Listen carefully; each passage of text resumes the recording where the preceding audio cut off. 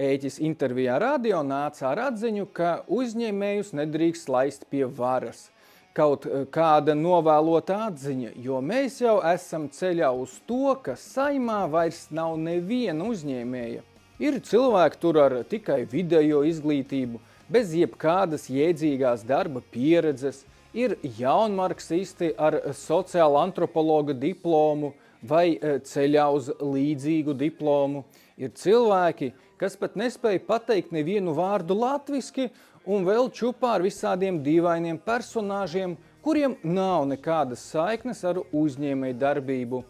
Ar politiku šiem personāžiem ir vēl mazāks sakars, bet tas jau cits stāsts.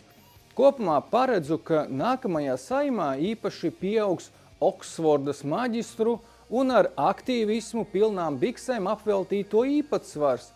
Tie tad arī izvilks to vezumu, ko mēs saucam par Latviju.